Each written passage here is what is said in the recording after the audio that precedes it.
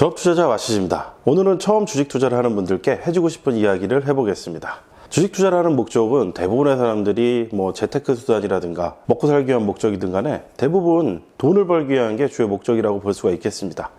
그렇지만 이제 돈을 버는 것 이외에도 중요한 부분들이 있다고 생각을 하는데, 처음에 이러한 부분들에 대한 개념을 어느 정도 정립을 하고 투자를 해나가면 보다 도움이 되지 않을까 이런 생각이 드는데요. 첫 번째로 투자의 재미를 느낄 필요성이 있습니다.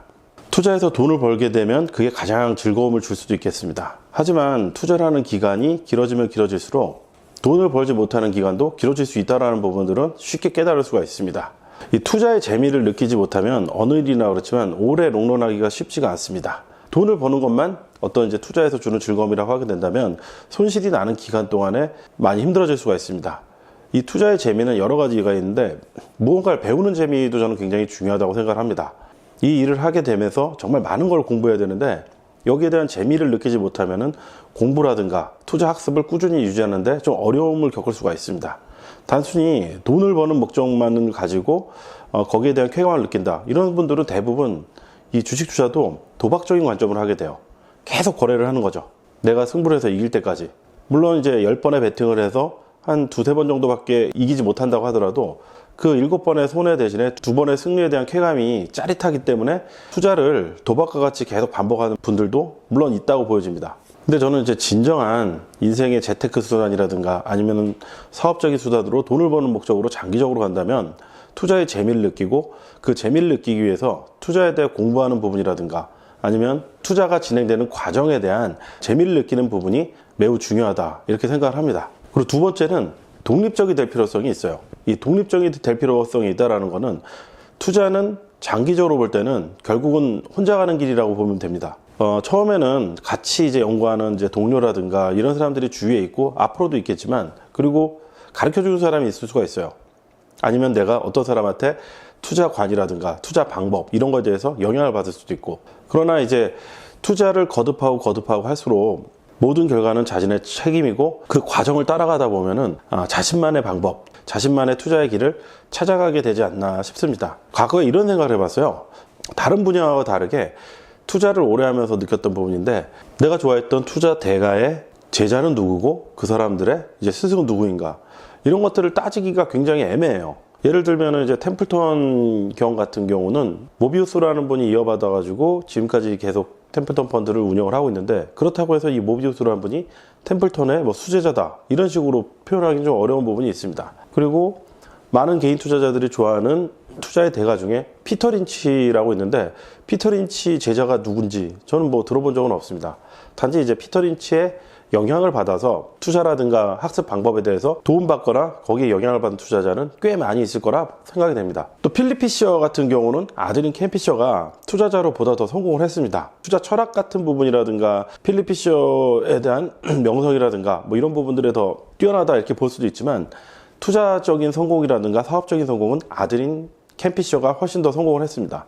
그렇다고 하더라도 켄 피셔가 아버지를 굉장히 많이 존경을 하고, 그리고 아버지로부터 투자에 대한 많은 영향을 받았다, 이런 얘기를 본인의 저서라든가 아니면 필립 피셔의 책 서두에 이렇게 또 언급을 하고 있긴 하지만, 그렇다고 해서 켄 피셔가 필립 피셔의 수제자다, 무슨 학파다, 이런 게 없다라는 거죠. 지금 현직으로 근무하고 있는 워렌 버핏이라든가 소로스, 이런 분들도 그들의 후계자가 누군지 저는 아직도 잘 모르겠습니다. 근데 이런 부분들은 어떤 방법론이라든가 이런 부분에 있어가지고 어떤 큰 줄기라든가 맥락이 있겠지만, 개인의 투자 같은 경우는 철저히 장기적으로 가면 갈수록 개인화되기 때문에 그렇게 되지 않나, 이런 생각이 듭니다. 제가 좋아하는 투자자 중에 코스톨라니 같은 분도 책도 많이 쓰고 강연 활동도 많이 하고 그렇긴 했지만, 이분의 제자라고 나타나는 사람을 저는 아직까지 잘 모르겠습니다. 그의 저서를 통해서 제가 배우거나 느낀 부분이 굉장히 많지만, 이분이 저의 스승이다 이렇게 말할 수도 있긴 하지만 좀 다소 애매한 부분이 있습니다. 그래서 저의 투자는 수많은 투자의 대가라든가 투자 선배들한테 긍정적인 영향을 많이 받았지만, 복합적이면서도 독립적이 되지 않았나, 이렇게 생각이 됩니다. 그래서 처음 투자를 하실 때 이 길은 내가 혼자 걸어가야 될 길이고, 나만의 투자의 방법을 찾아서 많은 투자 대가들의 서적도 읽어보고 다양한 투자를 접해보고 다양한 투자 방법을 시도해보는 것이 좋지 않나, 이런 이야기를 드리고 싶습니다. 세 번째로, 이 투자라는 것을 장기적인 관점으로 접근했으면 하는 부분이 있습니다. 투자를 단기적인 관점으로 보게 되면은 예측할 수 없는 다양한 변수에 노출이 되고 운과 같은 변수에도 노출될 수가 있습니다. 하지만 장기적인 관점으로 보게 되면은 어느 정도 자신의 실력이라든가 노력들이 그 투자 성과에 나타나지 않나 이런 생각이 드는데요. 장기적인 관점으로 바라보는 부분 중에서 중요한 부분은 내가 투자를 시작한 지 얼마 안 돼서, 그러니까 3개월도 안 돼가지고 꽤 큰 수익이 났다, 아니면은 꽤 큰 손실이 났다. 근데 이런 부분들을 단기적으로 너무 큰 영향을 받을 필요가 없습니다. 최근의 성과가 다음의 투자 성과를 반영하지도 않고, 최근의 실패가 나중에도 내가 투자를 할 때 내 실력이 없어서 이렇게 판단할 수가 없습니다. 어떤 분야에 있어서는 이럴 수가 있어요. 작은 성공을 누적해서 이제 쌓아가게 되면은 장기적으로 큰 티끌모아 태산처럼 좋은 성과를 얻는 이런 분야도 있고, 투자 공부라든가 학습적인 측면도 그러한 측면이 어느 정도 있다고 보여집니다. 하지만 투자 성과적인 측면에서는 이 확률적인 성장 단계를 이어가지는 않는다고 봅니다. 내가 올해 수익률이 20%였다. 그럼 내년에도 20% 수익률이 난다. 이렇게 보장할 수가 없다라는 부분이죠. 그렇기 때문에 이 투자라는 관점도 장기적인 관점으로 보고 계속해서 투자와 관련된 배경 지식이라든가 투자 방법이라든가 아니면 자신이 보는 시장에 대한 판단 능력이라든가 이런 부분들을 꾸준히 키워가면서 장기적으로 자신의 실력과 수익률을 이렇게 맞춰가는 이런 형태가 좀 필요하지 않을까 이런 생각이 듭니다. 만약에 처음 투자했는데 올해 수익이 많이 났다. 그 이후에 더 열심히 공부하거나 투자에 참여했다고 해서 그 실력이 더 늘어난다고 보장을 할 수가 없습니다. 외부 변수라든가 아니면은 뭐 자신의 무슨 투자 외적인 상황 이런 것들에 영향을 받을 수도 있기 때문입니다. 하지만 장기적으로 보면은 결국에는 자신이 쌓은 학습이라든가 투자 경험 이런 것들이 손실을 줄이고 수익을 조금이라도 올라가게 하는 어떤 역할을 한다. 저는 이렇게 보고 있습니다. 그리고 가급적이면은 직장인 재테크라고 한다고 하더라도 여유 자금 범위 내에서 정말 꾸준히 하겠다. 이런 관점으로 접근하는 게 훨씬 더 좋지 않나 싶습니다. 단기적으로 접근한다면 이제 이런 게 있을 수가 있겠죠. 내가 3년 후에 결혼을 하려는 목표가 있는데 이 3년 안에 이 결혼 자금을 투자로서 만들어낸다. 이 부분은 맞을 수도 있고 틀릴 수도 있어요. 내가 노력을 굉장히 많이 하면은 그 목표 수익률에 도달하는 데는 도움이 될지 모르겠지만 시장의 대외 변수라든가 아니면은 자신에게 벌어지는 다른 어떤 외적인 요소로 인해서 이 부분을 이루지 못할 수도 있기 때문입니다. 그만큼 이제 변수가 많아요.